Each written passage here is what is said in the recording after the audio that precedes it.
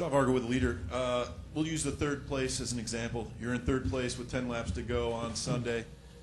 Who are two drivers you don't want to see in first and second? First, Marcus Ambrose, number one. I think he's going to be the guy to beat. That's my forecast for the weekend. Say Marcos and I don't know. I'd probably have to go with Tony Stewart. You know, I mean, I stared at those two guys a year ago, and they were pretty fast, and I don't see either of those guys being slouches this weekend. So those are the guys. Do you see anything that they do that makes them good on road courses? I don't know. I haven't been close to Tony. I've never gone testing with him or talked about his style of driving. But Marcos, I've been around a lot. We ran a Grand Am race. We didn't run the race because I wrecked in practice, but or warm up laps. But we partnered up and went testing.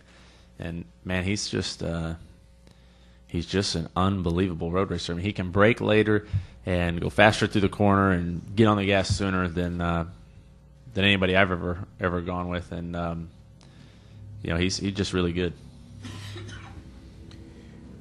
Back in the corner.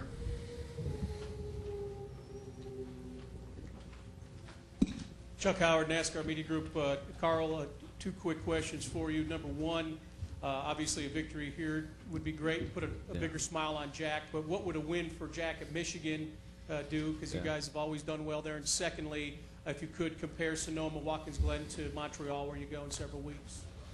A win at Michigan would be that'd be huge. So but right now any wins we can get. I mean, for Ford and for Roush Fenway, they've been working so hard. All the guys have been working so hard that if we can keep this momentum going forward, if we can keep running well and winning races, I mean it's what we have to do. We're kind of at a we're on the step. This is the way Jack described it. It's like we're here on the step and we got a chance to step up to the next one or step down and go backwards, and we need to step up. So that would be huge. Michigan would be a great place.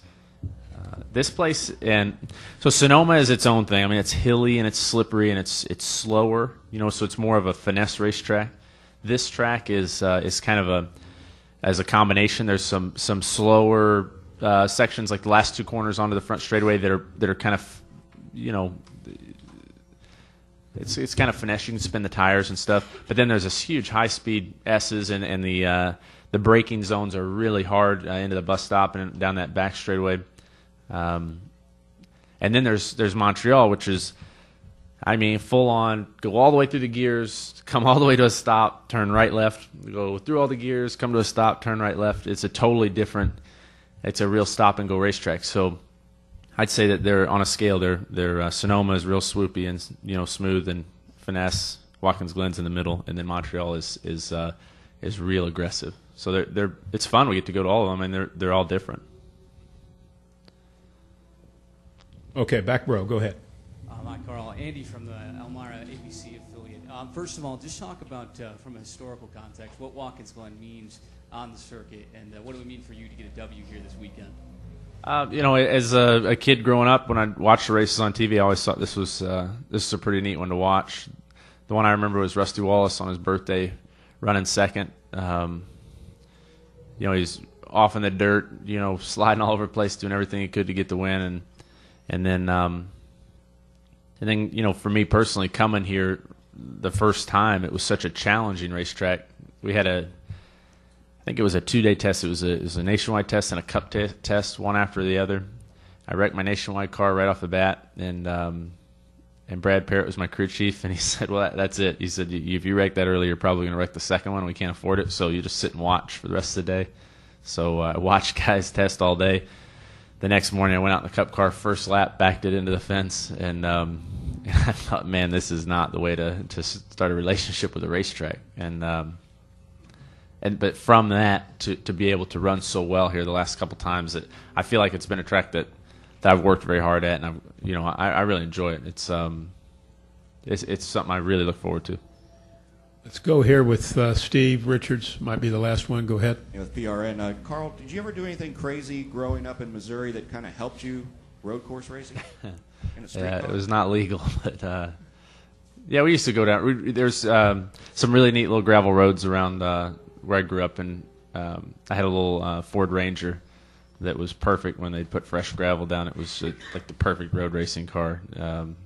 Because you were going really slow, but you could slide the rear end around the corners, and that was a lot of fun. And then the video games have helped me a lot. It's taught me a lot about these racetracks in particular. What corners make up time on the racetrack. but no, nothing too crazy. I mean, we didn't race go-karts or anything like that. I didn't. So this was all pretty new to me, and I showed it that first time we came here and tested. Like I said, that day I had a special paint scheme on for our sponsor, and we had no decals on it, so it was just the paint. It looked different. And Casey Mears or somebody came up to me about halfway through the day and said, "Man, did you see that idiot back into the fence about 9:05 in the morning?" And I said, "Yeah, it was me, dude." And he's like, "Oh, sorry about that." So I was that bad, So yeah, I don't know what's helped. Boris has helped the most, I'd say. That's helped me the most. You tear up your pickup truck? No, I did not. I did hit one tree with my pickup in the snow. That's the only thing I did. But I was fast till I hit that tree. It was good. Carl, thank you so All much. right. Good luck this Thank weekend. you, guys. Have fun.